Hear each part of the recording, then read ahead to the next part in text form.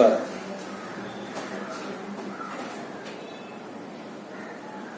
Degree class ആരംഭിക്കുകയാണ്. +2 ക്ലാസ്സിൽ നിന്നും തികച്ചും വ്യത്യസ്തമാണ് ഡിഗ്രി ക്ലാസ്. വ്യത്യസ്തമാണെന്ന് പറഞ്ഞാൽ, ശരിക്കും പറഞ്ഞാൽ കുറച്ചുകൂടി എളുപ്പമാണ് എന്ന് പറയേണ്ടി വരും. 10ാം ക്ലാസ് വരെ നമ്മൾ ഒരുപാട് സബ്ജക്റ്റ് പഠിച്ചു വന്നു. +1 +2 ആയപ്പോൾ നമുക്ക് ഇഷ്ടപ്പെട്ട ഒരു സെക്ഷനിലേക്ക് മാറി. ഡിഗ്രി വരുമ്പോൾ വീണ്ടും ഒരു വിഷയത്തിന് പ്രാധാന്യം കൊടുത്ത് പഠിക്കുന്നു. അതാണ് കുട്ടികളുടെ അഭിരുചിക്കനുസരിച്ചുള്ള വിഷയങ്ങൾ എടുത്ത് നമുക്ക് വിദ്യാഭ്യാസത്തിൽ ഉയർച്ച നേടാൻ വേണ്ടിയാണ്. This is history main. നമുക്ക് ഈ വർഷം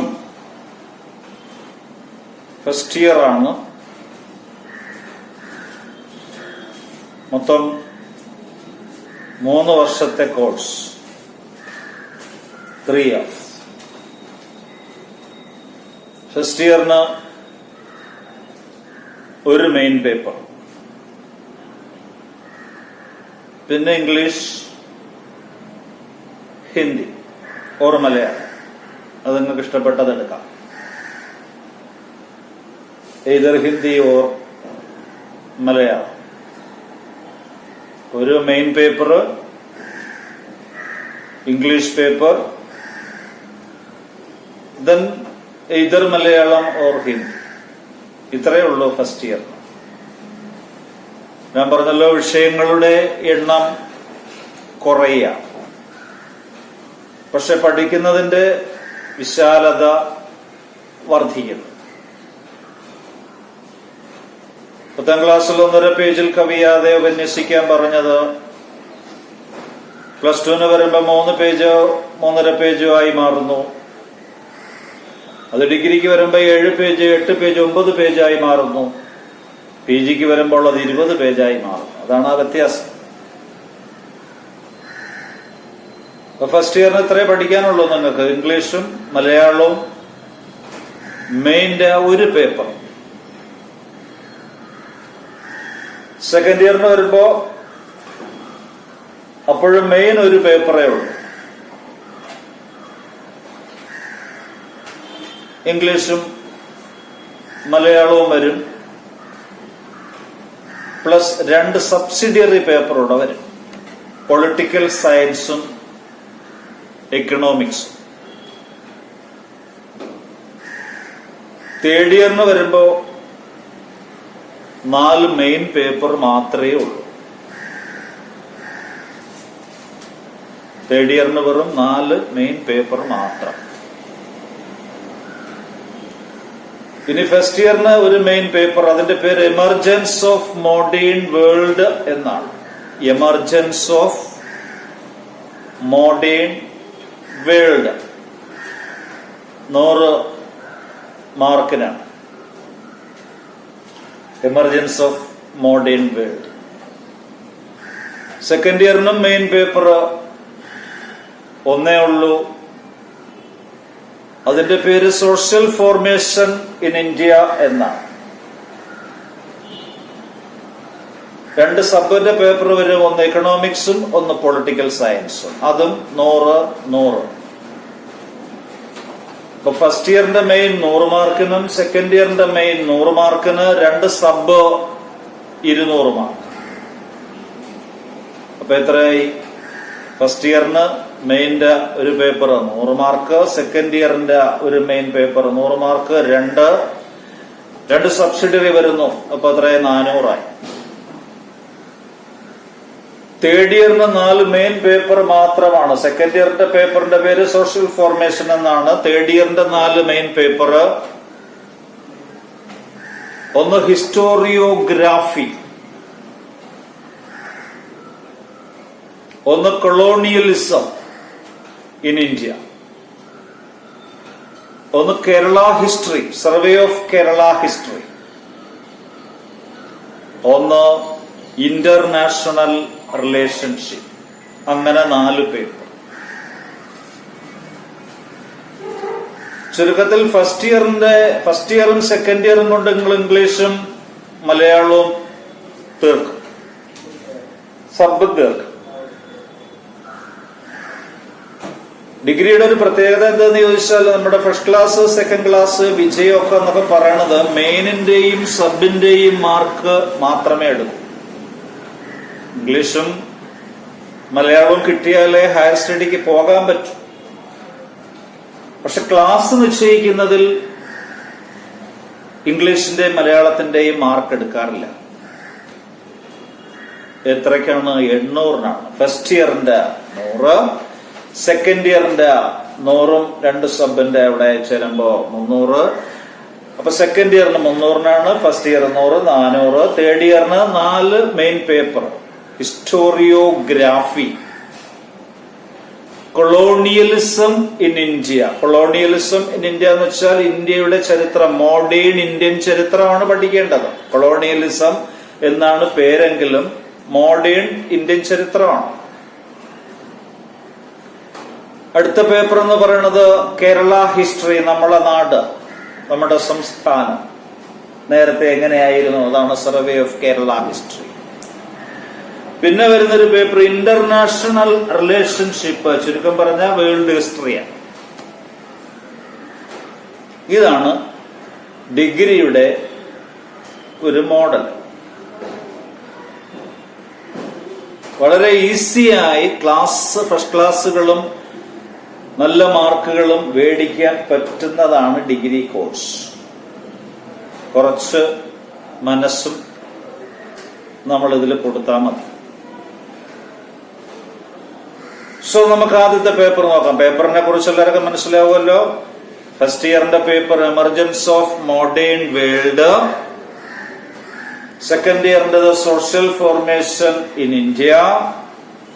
തേർഡ് ഇയറിന് വരുമ്പോൾ historiography, colonialism, Kerala history, international relationship. ഈ വർഷം പഠിക്കാനുള്ള paper emergence of modern world എന്നാണ് പേപ്പറിന്റെ പേര്. First year paper emergence of modern world എന്ന് വെച്ചാൽ കേട്ട് അന്തം വിടാൻ ഒന്നും തന്നെ ഇല്ല. മുൻകാലങ്ങളിൽ നിങ്ങൾ പഠിച്ചിട്ടുള്ളതാണ്. അതിനെ നമ്മൾ കുറച്ചുകൂടെ ഒന്ന് ഇലാബറേറ്റ് ചെയ്യുന്നു എന്നുള്ളതേ ഉള്ളൂ. ചരിത്രത്തിൽ സിലബസ് മാറി മാറി വരുമ്പോൾ ഒരു ഭാഗം മാറി വേറൊരു ഭാഗം വരൂ എന്നുള്ളതേ ഉള്ളൂ. എല്ലാം നമ്മൾ പഠിച്ചിട്ടുള്ളതാണ്. സോ ഹിസ്റ്ററി പഠിക്കാൻ ഇറങ്ങുമ്പോ നമ്മൾ അറിഞ്ഞിരിക്കേണ്ടതായ ചില കാര്യങ്ങളുണ്ട്. ഒന്ന്, വാട്ട് ഈസ് ഹിസ്റ്ററി എന്നുള്ളത് തന്നെയാണ്. എന്നിട്ട് അതിനെ മനസ്സിലാക്കി പഠിക്കണം. ഇന്നലെ വരെ കാണാപ്പാഠമായിരുന്നു, ഇനി കാണാപ്പാഠത്തിനല്ല പ്രാധാന്യം, മനസ്സിലാക്കണം. ഒരു കാര്യം കേട്ടാൽ എങ്ങനെ, എപ്പോൾ, എവിടെ വെച്ച് എന്ത് സംഭവിച്ചു, അതിന്റെ റിസൾട്ട് എന്ത് എന്ന് നമ്മൾ സ്വയം നമ്മളിൽ ഒരു ക്യൂരിയോസിറ്റി ഉണ്ടാവണം. Curiosity to learn what was considered as strange എന്നാണ്. അപരിചിതമെന്ന് തോന്നുന്ന ഓരോന്നിലേക്കും നമുക്ക് എത്തിച്ചേരാനുള്ളൊരു ടെൻഡൻസി. പല കുട്ടികളും +2 വരെയൊക്കെ കാണാപ്പാഠം പഠിക്കുക. ഇപ്പൊ ഫസ്റ്റ് വേൾഡ് വാർ എന്ന് ഞാൻ പറഞ്ഞാൽ നിങ്ങളിൽ ഓട്ടോമാറ്റിക്കലി ഒരു ടെൻഡൻസി ഉണ്ടാവണം. എന്നുണ്ടായി, എന്തുകൊണ്ടുണ്ടായി, എന്തൊക്കെ സംഭവിച്ചു, അതിന്റെ റിസൾട്ട് എന്തായിരുന്നു, പിന്നെ ഈ ലോകത്ത് എന്ത് സംഭവിച്ചു, ആ ഒരു ടെൻഡൻസി നമുക്കുണ്ടാവണം. ഇപ്പോ ഈ കാലഘട്ടത്തെ കൊറോണ യുഗം എന്ന് നാളെ ചരിത്രത്തിൽ അറിയപ്പെടും. 2019 20 കൊറോണ ഏജ്. അപ്പൊ അടുത്ത തലമുറ അത് പഠിക്കും. ഇത് എങ്ങനെ ഉണ്ടായി, എവിടെയാണ് ഇതിന്റെ ആരംഭം, അതെവിടെയെല്ലാം വ്യാപിച്ചു, ഏതെല്ലാം മേഖലകളെ ദുഃഖത്തിലാഴ്ത്തി, എന്തുമാത്രം ജനം മരണപ്പെട്ടു, എത്ര പേർക്കിത് അഫക്റ്റ് ചെയ്തു, ഇതൊക്കെ നമ്മൾ മനസ്സിലാക്കണം. കാണാതെ പഠിക്കാൻ പോകരുത്. മനസ്സിലാക്കണം, കാര്യങ്ങൾ ഉൾക്കൊണ്ടുകൊണ്ട് പഠിക്കണം. അപ്പോൾ നമ്മുടെ മനസ്സിൽ നിന്ന് അത് പോകില്ല. മനസ്സിലായില്ലേ? അപ്പൊ നിങ്ങള് ഡിഗ്രിക്ക് സ്റ്റാർട്ട് ചെയ്യാൻ പോകുമ്പോ നമ്മൾ ഇങ്ങനെ കുറച്ച് കാര്യങ്ങൾ മനസ്സിലാക്കിയിട്ട് നമ്മൾ ഇറങ്ങിച്ചെല്ലണം. ഏതൊരു പ്രവൃത്തി ചെയ്യാൻ പോകുമ്പോഴും ആ പ്രവൃത്തിയെ കുറിച്ചൊരു ധാരണ മനസ്സിൽ വന്നിട്ടേ നമ്മൾ ആ പ്രവൃത്തിക്ക് പോകാവൂ. അതുകൊണ്ടാണ് പല കുട്ടികളും എന്താ വെള്ളത്തിന്റെ ഒഴുക്കോ മറ്റു മോഡലുകളോ ഒന്നും അറിഞ്ഞുകൂടാതുള്ള നദികളിലും മറ്റും ഇറങ്ങിച്ചെന്ന് അവരെ മരണത്തിലേക്ക് അവരെത്തിച്ചേരുന്നത്. അവരതിന് മുമ്പ് ചിന്തിക്കണം, അവിടെ പ്രശ്നമുണ്ടോ, അവിടെ എങ്ങനെയാണ് എന്ന് മനസ്സിലാക്കിയിട്ടേ അങ്ങോട്ട് ഇറങ്ങാവൂ. മനസ്സിലായി? What is history? നമ്മുടെ വിഷയം അതാണ്. What is history? എന്താണ് ചരിത്രം? സിമ്പിളായി നിങ്ങൾ പഠിച്ചിട്ടുണ്ട്. History is the return record of the past events. നിങ്ങൾ പഠിച്ചിട്ടുണ്ട്. Return record of the past events. പഴയ കാല സംഭവങ്ങളെ കുറിച്ച് എഴുതി വച്ചിരിക്കുന്ന രേഖയാണ് ചരിത്രം. അല്ലെങ്കിൽ നമുക്ക് മറ്റൊരു ഡെഫിനിഷൻ കൊടുക്കാം. ഹിസ്റ്ററി ഇസ് എ ചെയിൻ എന്ന് കൊടുക്കാം. ഹിസ്റ്ററി എന്ന് പറയുന്നത് ഒരു ചങ്ങലയാണ്. History is a chain. എന്തിന്റെ ചെയിനാണ്? എന്തിന്റെ ചെയിനാണ്? പാസ്റ്റ് ആയിരിക്കുന്ന ചെയിനിലേക്ക് പ്രസന്റ് ആയ കണ്ണികൾ വന്ന് ചേർന്നുകൊണ്ടേയിരിക്കുന്നു. മനസ്സിലായില്ലേ? ഇപ്പോഴത്തെ ഈ കാലഘട്ടം നാളെ ചരിത്രത്തിലെ ഏറ്റവും പ്രധാനപ്പെട്ട ഒരു കാലഘട്ടമായി അറിയപ്പെടുമെന്നുള്ള കാര്യത്തിൽ ഒരു സംശയവുമില്ല. കമ്മിങ് ജനറേഷന് പഠിക്കാൻ വേണ്ടി ഈ യുഗത്തിനൊരു പേരും കൊടുത്ത് ചരിത്രത്തിൽ സ്ഥാനം പിടിക്കും. നമ്മളൊക്കെ ഈ കാലഘട്ടത്തിൽ ജീവിച്ചിരിക്കുന്നത് കൊണ്ട് ഈ കാലഘട്ടത്തെ നമ്മളൊക്കെ സമകാലികരായി അറിയപ്പെടും. സെയിം കാലഘട്ടത്തിൽ ജീവിച്ചിരിക്കുന്നത് കൊണ്ട്. അപ്പൊ ഹിസ്റ്ററി എന്ന് വെച്ചാൽ ഈസ് എ ചെയിൻ. പാസ്റ്റിനെയും പ്രസന്റിനെയും തമ്മിൽ ബന്ധിപ്പിക്കുന്ന ഒരു ചങ്ങലയാണ് ചരിത്രം. മനസ്സിലായില്ലേ? ചരിത്രം എന്ന് പറയുന്നത് വലിയൊരു സബ്ജക്റ്റാണ്. ലോകത്തെല്ലാം ചരിത്രത്തിലാണ്, എല്ലാം ചരിത്രമാണ്. സയൻസ് എന്ന് പറയുന്നതും നാളെ ചരിത്രമാണ്. മനസ്സിലായില്ലേ? ഇന്ന് സയൻസിൽ നടക്കുന്ന ഓരോ പ്രോഗ്രസ്സുകളും ഓരോ കണ്ടുപിടുത്തങ്ങളും നാളെ അത് ഹിസ്റ്ററിയിലേക്ക് മാറ്റപ്പെടും. അപ്പോൾ എല്ലാ സബ്ജക്റ്റുകളും ഹിസ്റ്ററി ബേസിലേക്ക് ഇങ്ങനെ വന്നുകൊണ്ടേയിരിക്കും. മനസ്സിലായില്ലേ? മനുഷ്യൻ ചന്ദ്രനിൽ കാലുകുത്തുന്നത് വരെ അത് സയൻസിന്റെ പ്രോഗ്രസ് ആയിരുന്നു. കാല് കുത്തിയപ്പോഴോ അത് ചരിത്രത്തിലേക്ക് മാറ്റപ്പെട്ടു. മനസ്സിലായി? സയൻസിന്റെ പ്രവർത്തനങ്ങളാണെന്ന്, ശാസ്ത്രത്തിന്റെ പ്രവർത്തനങ്ങളാണെന്ന് ഈ ജനം പൊരുതിക്കൊണ്ടിരിക്കുന്നത് കൊറോണ യുഗം. പക്ഷേ ഈ കാലഘട്ടം മാറുമ്പോ ഈ വിഷയം നേരെ ചരിത്രത്തിലേക്ക് സ്ഥാനം പിടിക്കും. It's an unending subject. History is an unending subject. അന്തമില്ലാത്തൊരു വിഷയമാണ്. വിശാലമായ ഒരു സബ്ജക്റ്റാണ് ചരിത്രം എന്ന് പറയുന്നത്. ഈ ചരിത്രത്തിനൊരു പിതാവുണ്ട്. ചരിത്രത്തിന്റെ പിതാവാണ് ഹെറോഡോട്ടസ്. ഗ്രീക്കുകാരനായ ഹെറോഡോട്ടസ് ആണ് ചരിത്രം ആദ്യമായി എഴുതിയത്. ഒരു പേപ്പറില് കണ്ടൊരു കാഴ്ചകൾ ഒരു പേപ്പറിൽ അദ്ദേഹം എഴുതി കുറിച്ചിട്ടത് പിന്നെ എടുത്ത് കണ്ടപ്പോൾ അത് ഒരു വലിയ ഒരു സംഭവമായി പിന്നെ ഉള്ള തലമുറയ്ക്ക് തോന്നി. അപ്പോൾ ഓരോരോ കാര്യങ്ങൾ അപ്പോഴപ്പോഴെഴുതി വെച്ചാൽ അത് അടുത്ത തലമുറയ്ക്ക് കൂടുതൽ മനസ്സിലാക്കാമെന്നുള്ള രീതി അവിടെ തൊട്ടാണ് ഉണ്ടായത്. അപ്പൊ ചരിത്രത്തിന്റെ പിതാവ് ഹെറോഡോട്ടസ് ആണ്. നമുക്കൊരിക്കലും ഒഴിവാക്കി നിർത്താൻ പറ്റുന്ന ഒരു സബ്ജക്റ്റ് അല്ല ഹിസ്റ്ററി എന്ന് മനസ്സിലാക്കണം. ഇത് പഠിക്കുന്നത് കൊണ്ടുള്ള ഏറ്റവും വലിയ ബെനിഫിറ്റ് ജനറൽ നോളജ് ഏകദേശം അത്രയും ചരിത്രവുമായി ബന്ധപ്പെട്ടിരിക്കുന്നു. മനസ്സിലാക്കണം. നാളെ ഒരു PSC ടെസ്റ്റ് എഴുതാൻ പോകുന്ന കുട്ടികളായ നിങ്ങൾക്ക് പ്രത്യേകിച്ച് ഒരു ക്ലാസിന്റെ ആവശ്യം വലുതായി വരുന്നില്ല. നല്ലതുപോലെ മനസ്സിലാക്കി അപ്പോഴപ്പോഴുള്ള സംഭവങ്ങൾ കുറിച്ചു വയ്ക്കുന്ന ഒരു കുട്ടി മനസ്സിലാക്കി. അപ്പൊ ഈ വർഷം നമുക്ക് ഏകദേശം എന്തൊക്കെ വേണം എന്നൊരു ധാരണ മനസ്സിൽ വേണം. ആ ധാരണ വെച്ചുകൊണ്ട് വേണം പഠനം തുടങ്ങാൻ. അപ്പോ പേപ്പറിന്റെ പേര് എമർജൻസ് ഓഫ് മോഡേൺ വേൾഡ് എന്നാണ്.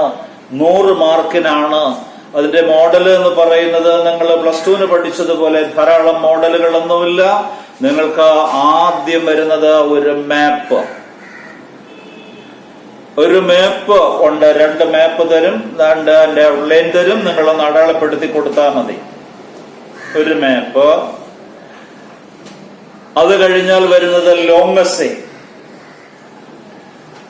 8 ലോങ് എസ്സേ തരും. അതിൽ 4 എഴുതിയാ മതി. 8 ലോങ് എസ്സേയിൽ 4 എഴുതിയാ മതി. പിന്നെ 6 ലോങ് എസ്സേയിൽ 3 ലോങ് എസ്സേ ആണ് എഴുതേണ്ടത്. ഷോർട്ട് എസ്സേ ആണ് 4. ലോങ് എസ്സേ 3, ഷോർട്ട് എസ്സേ 4, ഒരു മാപ്പ്. മനസ്സിലായല്ലോ? ലോങ് എസ്സേക്ക് 20 മാർക്ക്. ഇപ്പൊ 20 + 20 + 20 = 60. 6 ലോങ് എസ്സേ തരും. 3 ലോങ് എസ്സേ എഴുതണം. 60 മാർക്ക്. 8 ഷോർട്ട് എസ്സേ തരും. 4 എഴുതണം. ഒരു ഷോർട്ട് എസ്സേക്ക് 8 മാർക്ക്. അപ്പൊ 7 32. 60 32 92. മാപ്പിന് 8 മാർക്ക്. അങ്ങനെ 100 മാർക്ക്. മനസ്സിലാവുമല്ലോ? 6 ലോങ് എസ്സേയിൽ 3 ലോങ് എസ്സേ എഴുതണം. 8 ഷോർട്ട് എസ്സേയിൽ 4 എഴുതണം. 2 മാപ്പിൽ 1 അടയാളപ്പെടുത്തണം. അങ്ങനെ 100 മാർക്ക്. ഈ വർഷം വരുന്നതിൽ ഏറ്റവും പ്രാധാന്യമുള്ള കുറെ നമ്മുടെ സിലബസ് പരിചയപ്പെടുത്തുന്നു. നമുക്ക് ഇത്രയും വേണം എന്നൊരു ധാരണ മനസ്സിൽ വയ്ക്കണം. നമുക്ക് ഈ വർഷത്തെ സിലബസ് ഇത്രയൊക്കെയാണ് എന്നുള്ളത് മനസ്സിൽ വയ്ക്കണം. അതില് അമേരിക്കയുടെ സ്വാതന്ത്ര്യ സമരം വേണം. ഏറ്റവും പ്രാധാന്യമുള്ളതിന് മാത്രം പ്രാധാന്യം കൊടുത്ത് ഞാൻ പറയുന്നു. ഏതാ? American war of independence. American war of independence, American സ്വാതന്ത്ര്യ സമരം. പിന്നെ വരുന്ന ഒന്നാണ് ഇംഗ്ലീഷ് റവല്യൂഷൻ, ഇംഗ്ലീഷ് വിപ്ലവം. പിന്നെ വരുന്ന ഒന്നാണ് ഫ്രഞ്ച് റവല്യൂഷൻ, ഫ്രഞ്ച് വിപ്ലവം. ഇനി നമ്മുടേതായ ഇന്ത്യയിലെ ആദ്യത്തെ സ്വാതന്ത്ര്യ സമരം 1857, first war of independence. Then Russian revolution, first world war, Nazism, fascism, second world war, renaissance, നവോത്ഥാനം, റെഫർമേഷൻ, ജിയോഗ്രാഫിക്കൽ ഡിസ്കവറീസ്. റെഫർമേഷൻ എന്ന് വെച്ചാൽ മതനവീകരണം, റിനൈസൻസ് എന്ന് വെച്ചാൽ നവോത്ഥാനം, റെഫർമേഷൻ എന്ന് വെച്ചാൽ മതനവീകരണം, ജിയോഗ്രാഫിക്കൽ ഡിസ്കവറീസ് എന്ന് വെച്ചാൽ ഭൂമിശാസ്ത്രപരമായ കണ്ടുപിടുത്തങ്ങൾ. പിന്നെ ക്രിസ്ത്യാനിറ്റി, ഇസ്ലാമിസം, ക്രിസ്തുമതവും ഇസ്ലാം മതവും. പിന്നെ കോൾഡ് വാർ, UNO, യുണൈറ്റഡ് നേഷൻസ് ഓർഗനൈസേഷൻസ്, ഐക്യരാഷ്ട്ര സംഘടന. Unification of Germany, unification of Italy, Chinese revolution, industrial revolution, globalization,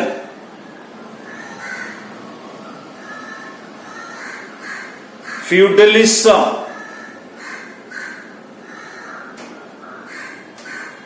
US foreign policy.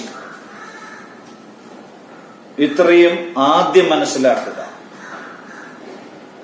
ഇനി അല്ലറ ചില്ലറ കുറെ പോയിന്റുകളും കൂടെ ഇതിൽ കയറി വരും.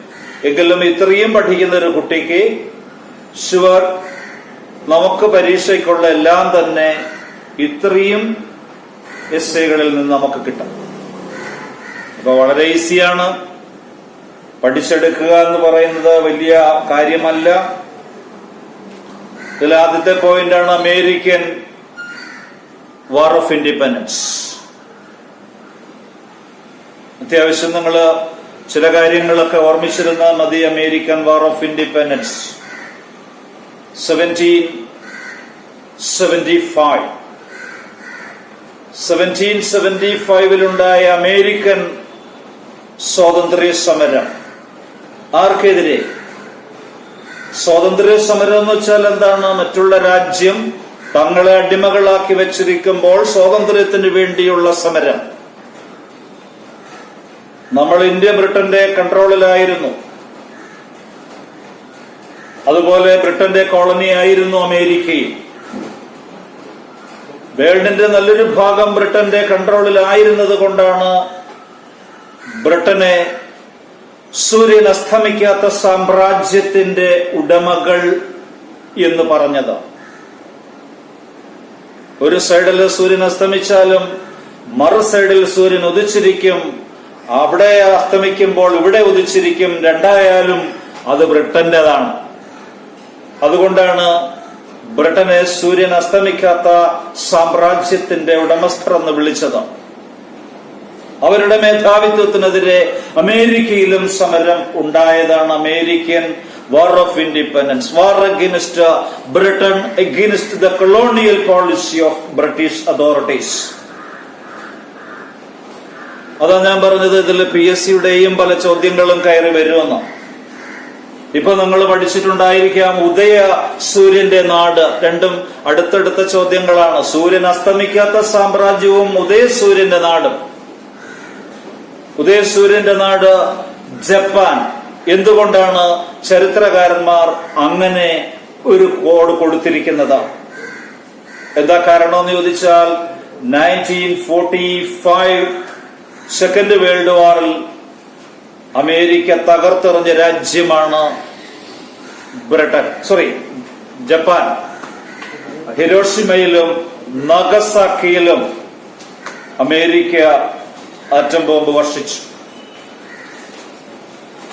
അങ്ങനെ തകർന്ന് തരിപ്പണമായ ജപ്പാൻ, 45 തകർന്ന് തരിപ്പണമായ ജപ്പാൻ വളരെ പരിമിതമായ സമയം കൊണ്ട് ലോകത്തിലെ വികസിത രാജ്യങ്ങളുടെ പട്ടികയിൽ വീണ്ടും എത്തിച്ചേർന്നു.